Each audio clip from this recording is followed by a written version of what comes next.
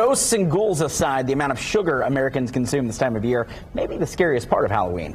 According to an industry report, the Halloween candy haul of an average trick-or-treater packs around 7,000 calories, and I eat most of those. So that equates to nearly 200 sugar packets.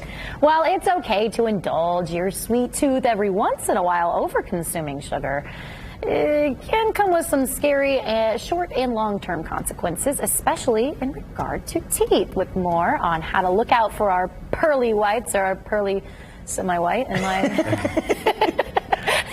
is Dr. Kyle Ratliff. Thanks so much for joining us. Thank you so much for having me. Dr. Kyle and I go way back because if you may remember about a year ago, he actually gave me my new smile. And so... They're beautiful. Yeah, thank you.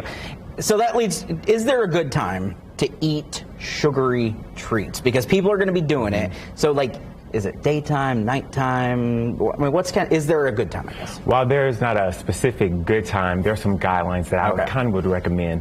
One of them is to do it in moderation. Of course, a handful is compared to eating the whole bag. Right. Another one is to try to stop snacking throughout the day. Sometimes when we're snacking, we're reintroducing that sugar content into our mouth, and the effects that can have on our teeth are detrimental. We think about how long that sugar is on our teeth. The sooner we can brush that off, the better.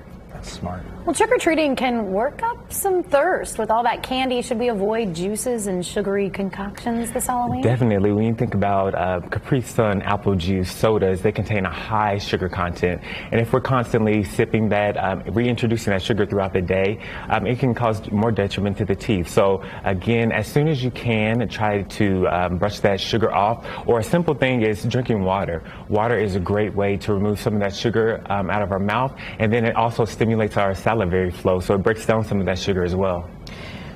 Is there a type of candy that people should avoid? I mean, chewy, hard, or is it just kind of, because I know hard sometimes they say that can break off things from your teeth. Some of your enamel. Yeah. It seems like the best candy is. So it's the hard and the sticky candy. So your jawbreakers, lollipops, gummy bears, they can break down the teeth over time. But then also you think about the stickiness of the candy. It can adhere to the tooth and then prolong and cause decay. Yeah. Should we be brushing immediately following candy consumption, or should we wait a little bit? If you can, the sooner the better. Okay. Just imagine how long that sugar is on your teeth, and then it can cause cavities. All right, be real with us. This Halloween, do you have a treat that you'll be indulging in?